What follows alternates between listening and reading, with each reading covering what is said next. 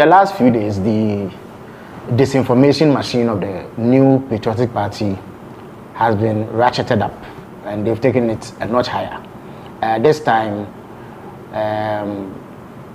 Reverend Ntim, who also doubles as the Member of Parliament for the good people of Asin South, has made very wild claims to the effect that 2 aircrafts which passed through Ghana for various reasons were carrying drugs, and that was the reason why they were here. He also alleged that they were involved in money laundering, and therefore he was calling for investigations.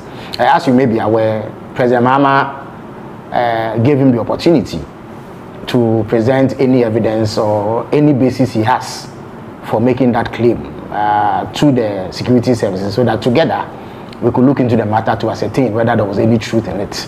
I can report to you that because he knew he was peddling total falsehoods and lies, he now claims, after being invited to assist with investigations, that he was speaking on behalf of the committee that he was part of, and that the views he expressed were not his personal views. So because of that, he says he's unable to cooperate with the security agencies. I say that he was peddling falsehood because the facts as they exist vary completely from the claims that he made. When he made that claim, he was only seeking to peddle falsehood in a bid to undermine the confidence that the people of Ghana have in this government. The truth is that 2 aircrafts with completely different purposes arrived in Ghana, and their arrival was perfectly legitimate, and they were here for very genuine reasons. The first one is an Antonov flight 12BK with registration number CVK 7037. Now this flight essentially is a cargo plane which arrived on the 12th of March 2025. Now no plane arrives in Ghana without a landing permit, so this plane secured a landing permit with number GAF/TMAO/25/7863. Now the purpose for arriving in Ghana was what we call a technical stop. Essentially, this is a cargo flight that was destined for the European Union market.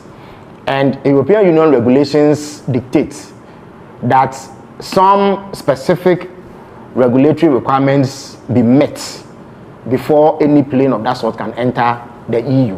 Now this plane originated from Luanda in Angola. It was loaded with oil drill equipment and lubricant oil, which were contained in jerrycans. It was headed for the EU market. Now Luanda does not have the certification to carry out the sort of requirements that this plane had to meet before entering the EU market. Now the specific requirement is a scanning and screening RA3 procedure, which is a requirement to enter the European Union. Rwanda doesn't have it. The Swiss cargo facility at the Kodoka International Airport has that certification, and they can do that kind of scanning. Whilst here, it developed an engine blade fault. Its engine blade was damaged, and then it was also detected that there was severe oil leakage, which required immediate attention. For that reason, a replacement aircraft, URCEZ, with registration number CVK 7007, was brought in to evacuate the cargo. The aircraft that was damaged remained here for 13 days. That is between 12 March and 25th March 2025. After it had been inspected by aviation security officials of the Narcotic Control Commission, officials of National Security and National Intelligence Bureau, no contraband or unlawful commodities were found on the aircraft. Now the second aircraft in question is a Hawker 800 XP with registration number N823AM. Now this aircraft is operated by an organization called AirMed International, which is based in Birmingham, Alabama, in the United States of America. It operates as an air ambulance. Now, Air Medical International flights in Ghana are handled by Tropicana Airlines. Now, this plane landed in Ghana on 20th March from Gran Canaria, Las Palmas, Spain, having gone through Luanda in Angola. Now, it was also here for a technical stop, which is refueling and crew rest, which is perfectly legitimate activity. It was cleared to land in Ghana with clearance number GAF TWXR252604 OFAA 0297/25.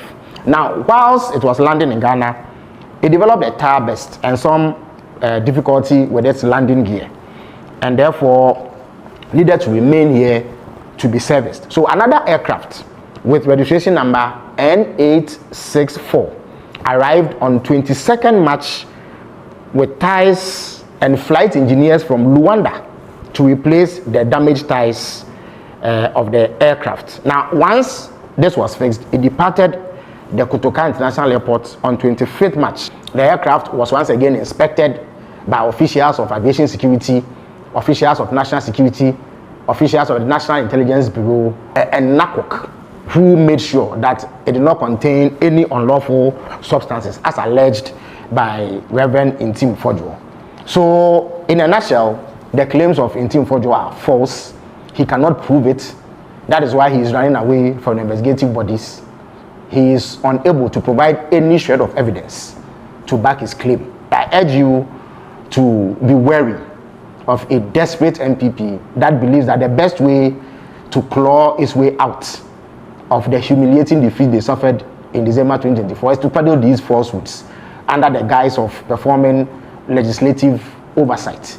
Whilst we welcome legislative oversight and scrutiny and criticism of any sort aimed at ensuring that we improve upon governance, it is important to condemn this level of political obscurantism, which is deliberately targeted at misinforming people and misleading the public and bringing government's name into disrepute for no reason.